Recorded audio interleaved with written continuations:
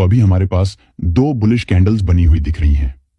First candle का मतलब है कि उस समय बायर्स मार्केट में एक्टिव थे, इसीलिए प्राइस ऊपर गया और एक स्ट्रॉन्ग बुलिश कैंडल बनी।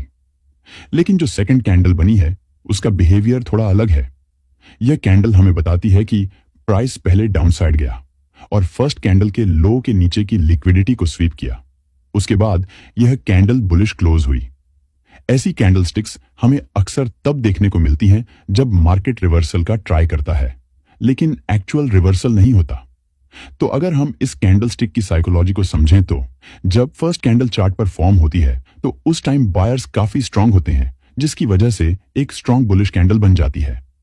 लेकिन एक बात आपको हमेशा याद रखनी है कि इस फर्स्ट ग्रीन कैंडल की जगह कभी कभी हमें एक रेड यानी बेरिश कैंडल भी देखने को मिल सकती है। जब सेकंड कैंडल फॉर्म होने लगती है तो जैसे ही प्राइस ओपन होता है, सबसे पहले मार्केट में सेलर्स एक्टिव होते हैं। सेलर्स प्राइस को अपने कंट्रोल में करने के लिए हेवी सेलिंग करते हैं, जिसकी वजह से प्राइस नीचे जाता है और फर्स्ट कैंडल के लो को ब्रेक कर देता है और फर्स्ट कैंडल के लो के नीचे की लिक्विडिटी स्वीप हो जाती है। उसके बाद बायर्स वापस मार्केट में एक्टिव होने लगते हैं और हेवी बाइंग करते हैं, जिसकी वजह से प्राइस में स्ट्रॉन्ग बाइंग प्रेशर देखने को मिलता है। प्राइस वापस ऊपर जाता है और फर्स्ट कैंडल के हाई को भी ब्रेक करके क्लोज कर देता है और सेकंड कैंडल भी एक स्ट्रॉन्ग बुलिश कैंडल बन जाती है, जिसमें लोअर विक काफी लंबी होती है, जो इस बात का सिग्नल देती है कि बायर्स ने मार्केट में कंट्रोल ले लिया है।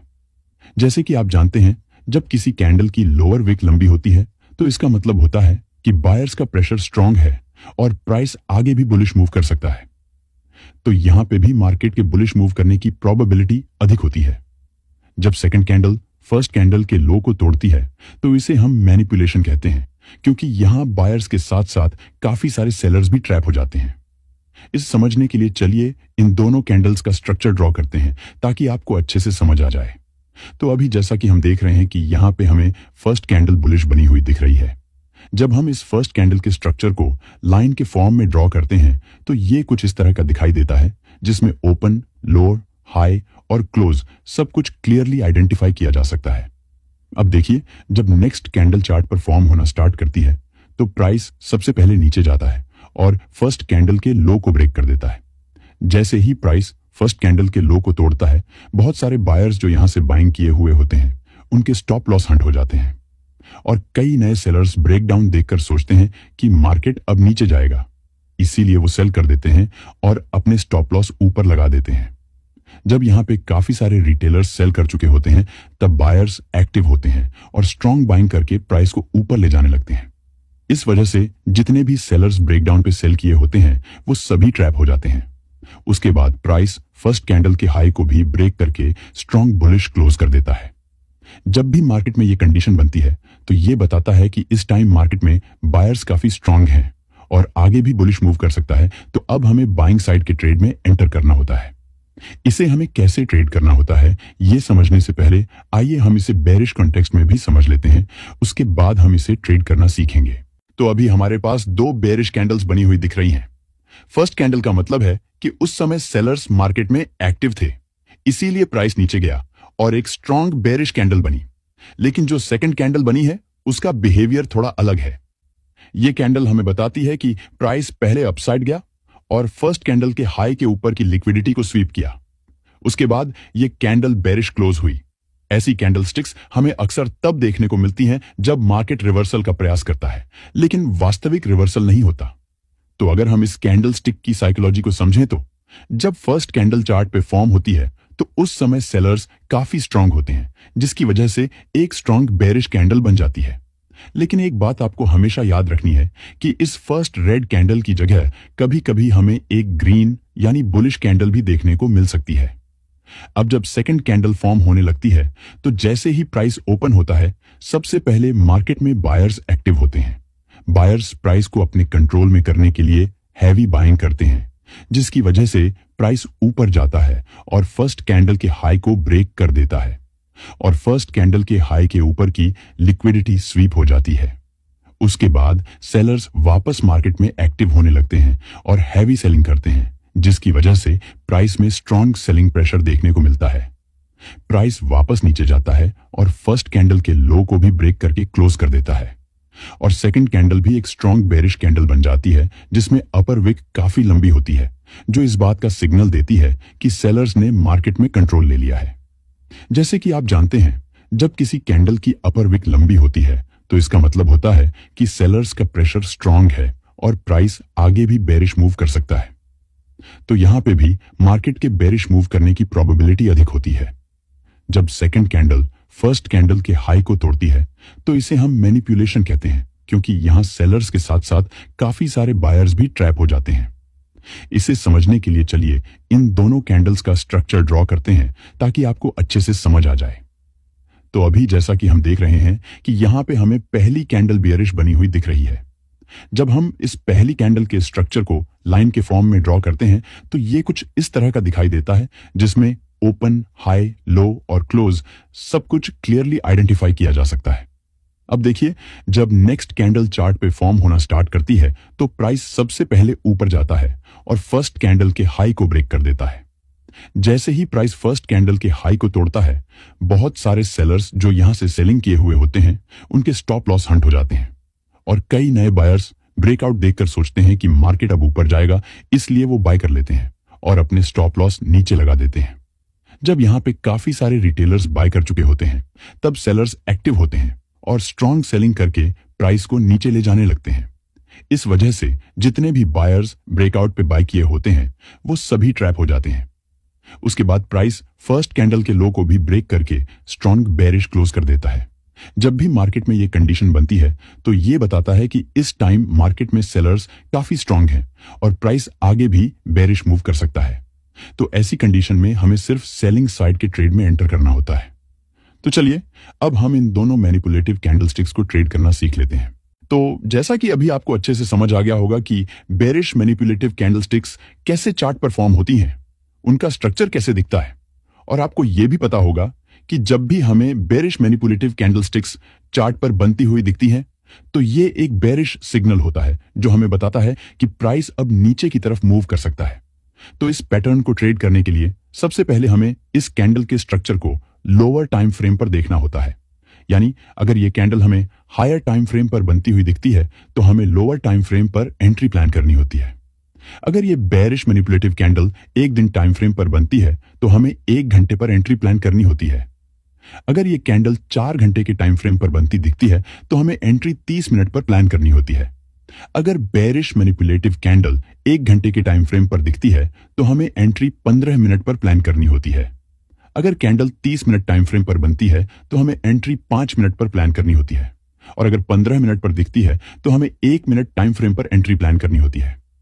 तो मान लीजिए कि हमें 30 मिनट के टाइम फ्रेम पर एक बेरिश मैनिपुलेटिव कैंडलस्टिक बनती हुई दिखती है, तो सबसे पहले हमें पहली कैंडल के लो को मार्क कर लेना है, फर्स्ट कैंडल के क्लोज को मार्क कर लेना है, सेकंड कैंडल के क्लोज और सेकंड कैंडल के लो को भी मार्क कर लेना है। उसके बाद हमें इस चार्ट को लोअर टाइम फ्रेम पर स्विच कर देना है। जब हम चार्ट को लोअर टाइम फ्रेम पर स्विच करते हैं तो हमें इन दोनों कैंडल्स का स्ट्रक्चर कुछ इस तरह से बना हुआ दिखाई देता है। अब आपको वेट करना है जब नेक्स्ट कैंडल का स्ट्रक्चर बनने लगे और उसके बाद जब प्राइस फर्स्ट कैंडल के लो के पास बने किसी रिएक्शन जोन या फर्स्ट कैंडल के क्लोज के पास बने किसी सप्लाई जोन, सेकंड कैंडल के लो के पास बने किसी रिएक्शन जोन जैसे सप्लाई या रेजिस्टेंस, या सेकंड कैंडल के क्लोज के पास बने किसी रिएक्शन जोन पर आए और वहां कोई रिवर्सल कैंडल का सिग्नल देखने को मिले तो हम वहां से शॉर्ट ट्रेड में एंटर कर सकते हैं। हमें अपना स्टॉप लॉस उस रिएक्शन जोन के थोड़ा ऊपर रखना होता है और टारगेट या तो नियरेस्ट स्विंग लो तक या अपने स्टॉप लॉस का डबल रखना होता है। इस कंडीशन में प्राइस के नीचे जाने की प्रोबेबिलिटी बहुत अधिक होती है। मैं यहां पर पहली कैंडल के क्लोजिंग, पहली कैंडल के लो, दूसरी कैंडल के लो या सेकंड कैंडल के क्लोजिंग के पास बने किसी रिएक्शन जोन से एंट्री करने के लिए इसलिए कह रहा हूं क्योंकि हायर टाइम फ्रेम की कैंडल्स का ओपन, हाई, लो और क्लोज इंपॉर्टेंट लेवल्स होते हैं जिनसे मार्केट बार बार रिएक्ट करता है। इसलिए अगर इन लेवल्स के आसपास कोई रिएक्शन जोन बनता है तो वो एक स्ट्रॉन्ग कॉन्फ्लुएंस पॉइंट बन जाता है एंट्री के लिए। अब आइए इस सेटअप को बुलिश कॉन्टेक्स्ट में भी ट्रेड करना सीख लेते हैं, लेकिन उससे पहले अगर आप इस वीडियो को अभी तक लाइक और चैनल को सब्सक्राइब नहीं, तो जैसा कि अभी आपको अच्छे से समझ आ गया होगा कि बुलिश मैनिपुलेटिव कैंडलस्टिक्स कैसे चार्ट पे फॉर्म होती हैं, उनका स्ट्रक्चर कैसे दिखाई देता है और आपको यह भी पता होगा कि जब भी हमें बुलिश मैनिपुलेटिव कैंडलस्टिक्स चार्ट पे बनती हुई दिखती हैं, तो ये एक बुलिश सिग्नल होता है जो हमें बताता है कि प्राइस अब बुलिश मूव कर सकता है। तो इस पैटर्न को ट्रेड करने के लिए सबसे पहले हमें इस कैंडल के स्ट्रक्चर को लोअर टाइम फ्रेम पर देखना होता है।